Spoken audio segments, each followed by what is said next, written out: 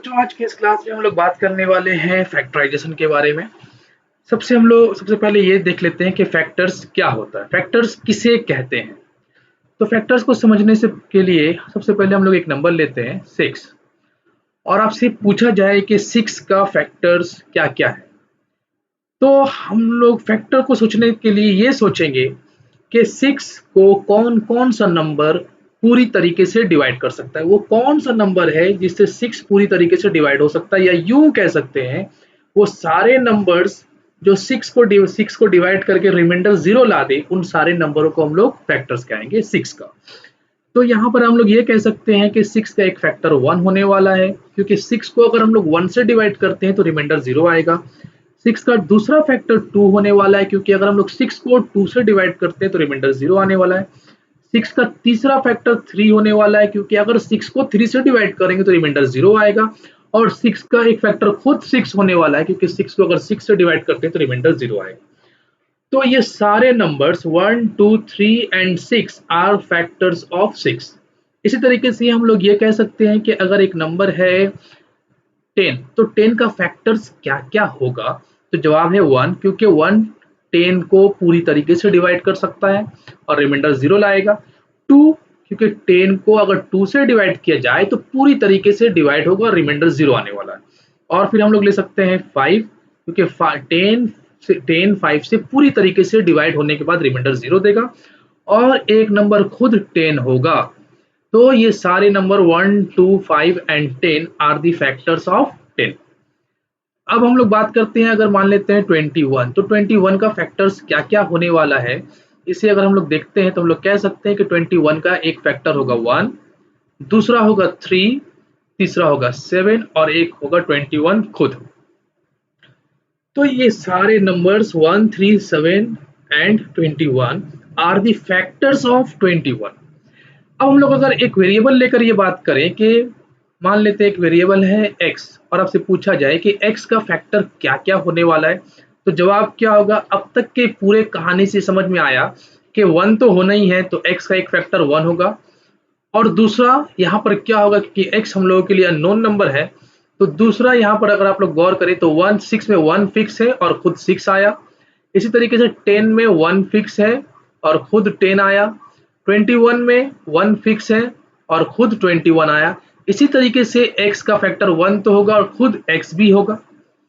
तो 1 and x are the factors of x।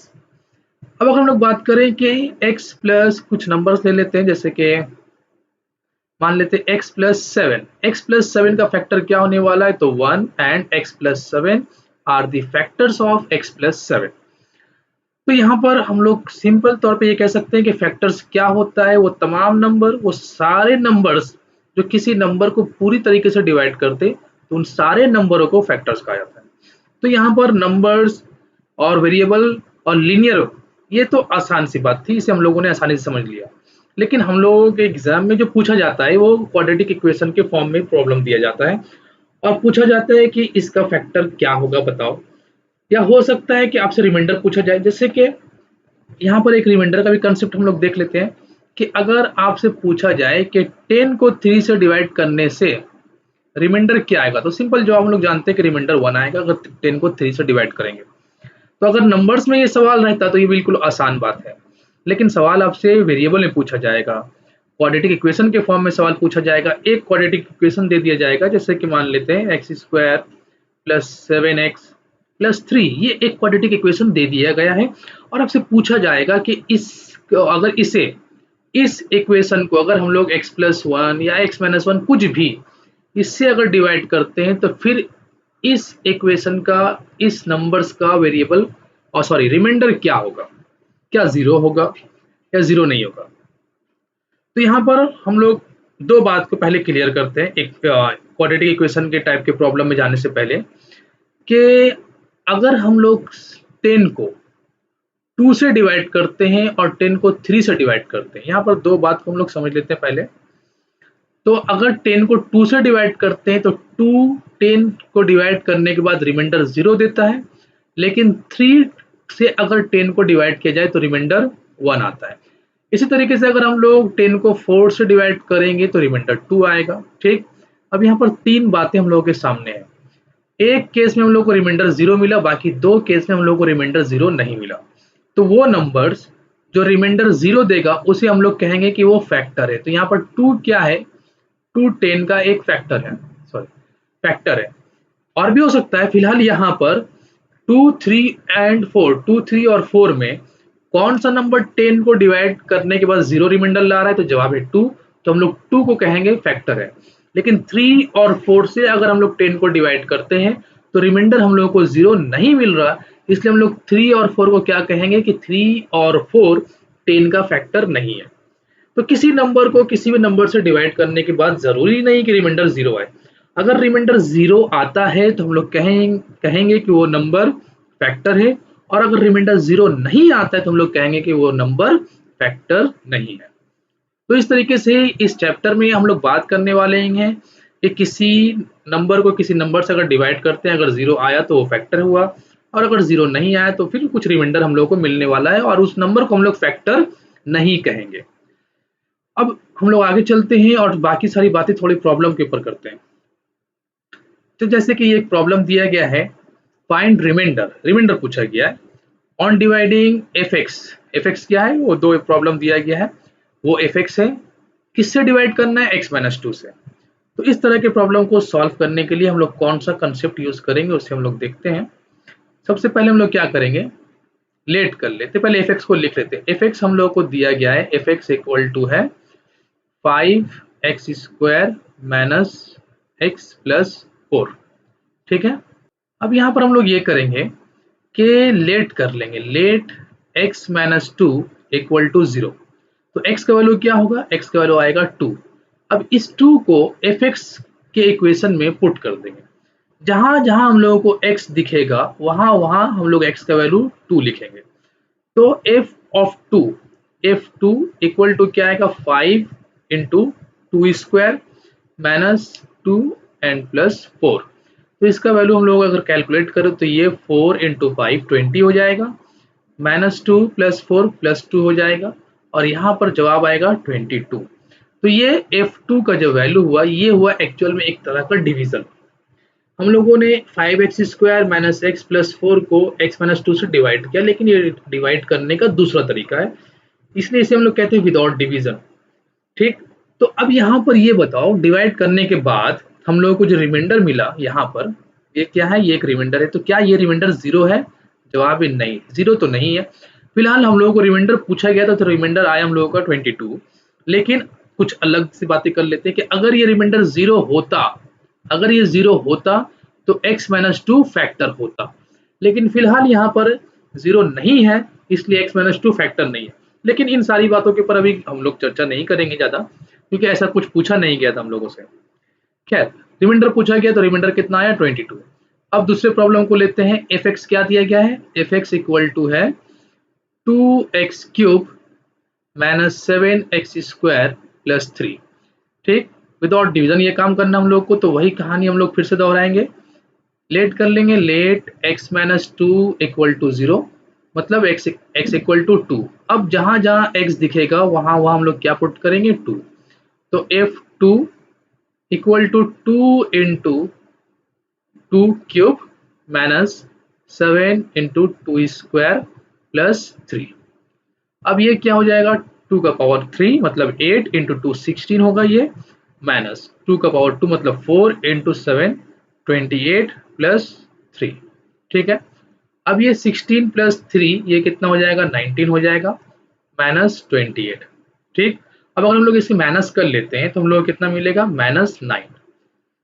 Okay, तो ये हम लोगों का क्या हुआ, -9 एक वैल्यू आया। क्या ये वैल्यू 0 है, जवाब है नहीं, 0 नहीं है। तो फिर ये रिमाइंडर आया। फिलहाल लोग फैक्टर पे बहस नहीं करते। तो x-2 से अगर हम लोग fx को डिवाइड करेंगे तो रिमाइंडर कितना आएगा, -9 दूसरे प्रॉब्लम में। लेकिन पहले प्रॉब्लम में रिमाइंडर कितना आया था, 22। तो यहाँ पर जहन में ये बात बैठा लें कि fx के फॉर्म में क्वाड्रेटिक इक्वेशन, ये तो क्वाड्रेटिक इक्वेशन था, लेकिन ये क्यूब के फॉर्म में दिया गया है। तो किसी भी फॉर्म में दिया जाए हम लोगों को उससे बहस नहीं है। जहन में बात तो ये रखना हम लोगों को कि हम लोग निकालेंगे कैसे रिमाइंडर को। तो रिमाइंडर निकालने का सिंपल तरीका यही है कि हम लोग x का value x minus two x plus two कुछ भी दे सकता है, उसे हम लोग पहले जीरो मान लेंगे। जीरो मान लेने के बाद x इक्वल टू एक वैल्यू मिलेगा, जैसे यहाँ पर 2 मिला, कहीं किसी और जगह पर माइनस टू भी मिल सकता है, किसी जगह पर 3 भी मिल सकता है, डिपेंड करेगा प्रॉब्लम के ऊपर। अब उस x के वैल्यू को यानी कि यहाँ पर 2 को हम लोग fx के हर x की जगह पर यानी fx के इक्वेशन में x को रिप्लेस करेंगे 2 से, और जो वैल्यू आएगा वो हम लोग का रिमाइंडर होगा। आई होप ये प्रॉब्लम समझ में आया आप लोगों को। हम लोग दूसरे प्रॉब्लम की तरफ चलते हैं, दूसरे क्वेश्चन को देखते हैं। Using remainder theorem find the remainder on dividing fx by x plus 3। बिल्कुल वही उसी तरह का सवाल दिया गया, और यहाँ पर फिर दो इक्वेशन दिया गया आप लोगों को। तो सबसे पहले हम लोग क्या करेंगे, रिमाइंडर निकालने को कहा गया, रिमाइंडर थ्योरम। रिमाइंडर थ्योरम वही जो हम लोगों ने अभी अभी जस्ट किया है। तो यहाँ पर सबसे पहले हम लोग fx को लिख लेते हैं कि fx क्या है। पहले प्रॉब्लम में fx है 2x square minus 5x plus 1। ठीक, अब यहाँ पर क्या करना हम लोगों को, यहाँ पर करना ये है कि हम लोग लेट कर लेंगे कि x प्लस 3, या पुट कर सकते हैं, put x plus 3 equal to 0, या let x plus 3 equal to 0। तो x इक्वल टू क्या आएगा, माइनस 3। अब हम लोग क्या करेंगे, पुट करेंगे x equal to minus 3 in fx में x की जगह पे हम लोग माइनस 3 पुट करने वाले। तो यहाँ पर कहाँ कहाँ दिख रहा है x, ये x रिप्लेस होगा माइनस 3 से, ये वाला x रिप्लेस होगा माइनस 3 से, और ये x भी चेंज होगा, रिप्लेस हो जाएगा माइनस 3 के साथ। ठीक, तो अब यहाँ पर हम लोग लिख लेते हैं f minus 3, okay, 2 minus 3 whole square minus 5 bracket minus 3 ले लेते हैं और प्लस 1। ओके, अब ये वाला वैल्यू क्या हो जाएगा, ये हो जाएगा माइनस 3 स्क्वायर मतलब 9 इंटू 2 18 प्लस 15 और प्लस 1। तो ये लगभग हो गया 18 प्लस 16, और इन दोनों को जो हम लोग ऐड करेंगे तो ये हो जाएगा 34। तो रिमाइंडर कितना आया, रिमाइंडर आया 34। ठीक, ओके, अब दूसरे प्रॉब्लम को देखते हैं। एफ एक्स इक्वल टू क्या दिया गया, ये दिया गया है 3x cube plus 7x square plus 1। अब इसे हम लोग को इसका रिमाइंडर निकालना है। डिवाइड किससे करना है भाई, डिवाइड तो वही x प्लस 3 से ही करना है। तो फिर वही कहानी फिर से दोहराते हैं कि x प्लस 3 को हम लोग पुट कर लेंगे 0। तो x का वैल्यू क्या हो जाएगा, माइनस 3। अब हम लोग पुट करेंगे x का वैल्यू माइनस 3 fx के हर x की जगह पर, जहां जहां fx हम लोग को दिख रहा है, मतलब x दिख रहा है ऊपर में इक्वेशन में, उन सारी जगहों पे हम लोग क्या पुट करेंगे, उन सारी जगहों पे हम लोग पुट करेंगे माइनस 3। तो जैसे कि यहाँ पर अगर हम लोग पुट कर लेते हैं, ये वाला x क्या होगा, रिप्लेस हो जाएगा माइनस 3 से, ये वाला x भी चेंज हो जाएगा माइनस 3 से, इस x की जगह पर भी हम लोग माइनस 3 पुट करेंगे और यहाँ भी माइनस 3 पुट करेंगे। तो f ऑफ माइनस 3 क्या हो जाएगा, इक्वल टू 3 माइनस 3 का cube plus 7 minus 3 whole square minus 5 minus 3 और प्लस 1।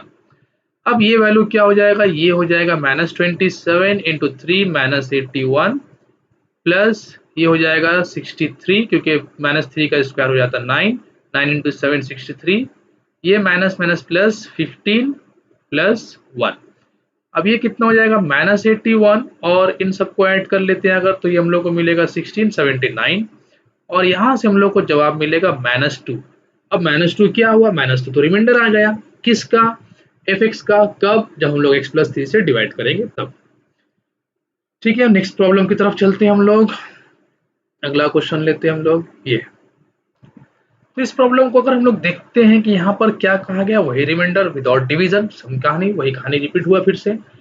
कब, किसे, fx को, कब, जब 2x प्लस 1 से डिवाइड किया जाए तब क्या रिमाइंडर बचेगा।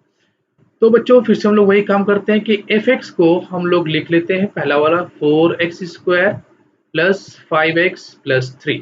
ठीक, और फिर डिवाइड किससे करना है, डिवाइड करना है 2x प्लस 1 के साथ, 2x प्लस 1 से।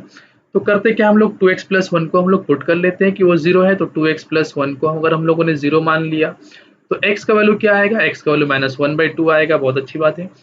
अब हम लोग क्या करेंगे, जहां जहां हम लोगों को x दिख रहा है, जैसे कि ये x और ये x, यहाँ हम लोग क्या पुट कर देंगे, माइनस 1/2।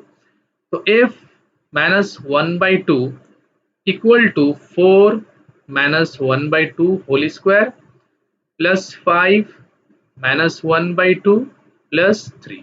ठीक, अब ये क्या हो जाएगा 4 और -1/2 का स्क्वायर होता है 1/4, -5/2 ये हो जाएगा मल्टीप्लाई करने के बाद +3, तो ये 4 तो कैंसिल हो गया, तो बचा 1 + 3, चाहिए 1 -5/2 + 3, ये 1 और 3 4 हो जाएगा, तो 4 - 5/2 एलसीएम लेने के बाद हम लोग को क्या मिलेगा, एलसीएम आएगा 2, 8 - 5 मतलब जवाब होगा 3/2। तो 3/2 क्या है बच्चों, तो 3/2 तो रिमाइंडर है। कब रिमाइंडर आया ये, जब एफ एक्स, कौन सा एफ एक्स, 4x² + 5x + 3 को हम लोग डिवाइड करेंगे 2x + 1 से, तो हम लोग को एक रिमाइंडर मिला 3/2।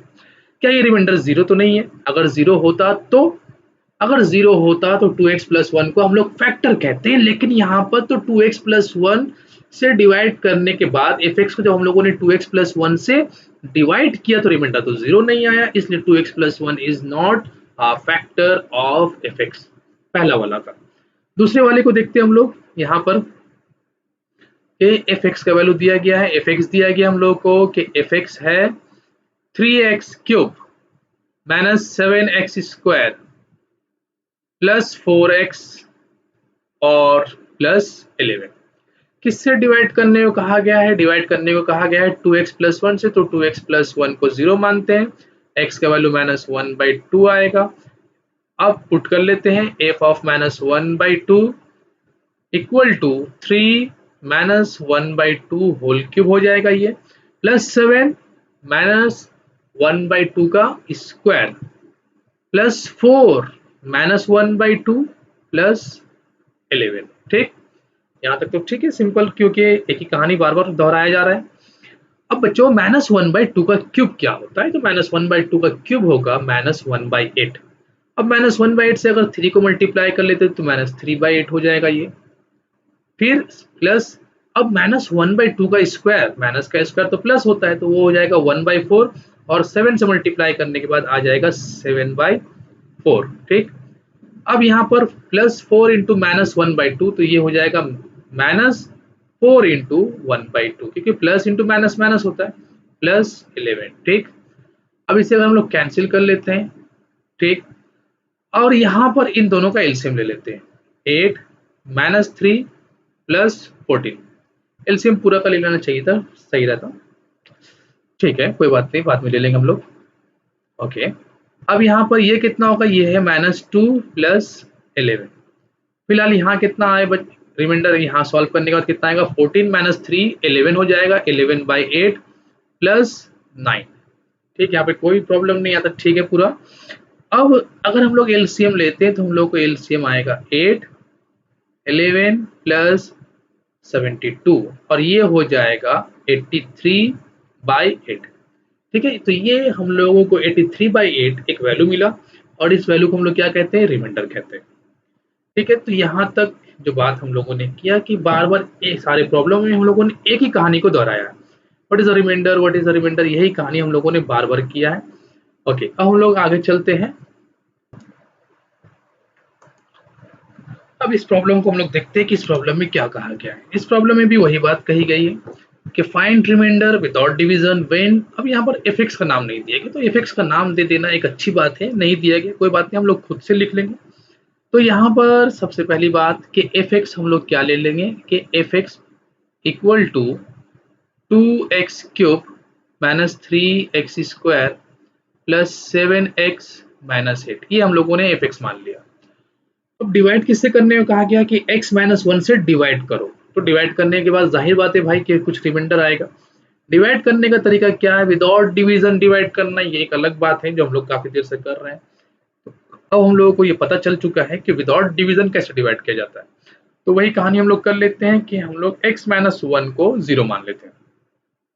तो x का वैल्यू क्या आएगा, x का वैल्यू हो जाएगा 1। अब यहाँ जो x है इसमें 1 पुट करेंगे, यहाँ जो x है यहाँ भी 1, यहाँ भी 1, यहाँ भी 1, तो f1 ये क्या होगा, ये हो जाएगा 2 1³ -3 1² +7 1 -8। ठीक है, अब ये वैल्यू क्या होगा, ये हो जाएगा 2 -3, मेरे ख्याल से आप लोग समझ रहे होंगे, +7 -8। अब ये हो जाएगा 7 + 2 9 और -11, तो क्या आएगा -2। तो ये -2 क्या है भाई? तो ये -2 तो रिमाइंडर है ना, तो हम लोग को एक रिमाइंडर मिल गया। तो मेरे ख्याल से अब तक जो बातें हम लोगों ने की, जो कुछ हम लोगों ने देखा या मैंने जो कुछ भी आप लोगों को बताया, मेरे ख्याल से वो सारी बातें आप लोगों को समझ में आ चुकी है कि रिमाइंडर कैसे निकाला जाता है विदाउट डिवीजन। मैंने बात तो फैक्टराइजेशन के ऊपर भी किया था कि फैक्टर कैसे किसे कहते हैं, कि फैक्टर कैसे निकाला जाता है, लेकिन फिलहाल उसके ऊपर अभी तक कोई प्रॉब्लम नहीं आया। अभी तक जितने सारे प्रॉब्लम हम लोगों ने सॉल्व किया, सब में एक ही तरह का सवाल पूछा गया कि what is the remainder when this divided by this. इसे अगर इसे इससे डिवाइड करेंगे तो क्या रिमाइंडर आने वाला है। तो फिलहाल इसे हम लोग आज की क्लास में सिर्फ रिमाइंडर तक ही समझते हैं। नेक्स्ट क्लास में हम लोग कुछ आगे की बातें, कुछ नए कंसेप्ट के ऊपर बात करेंगे फैक्टराइजेशन के चैप्टर के ऊपर।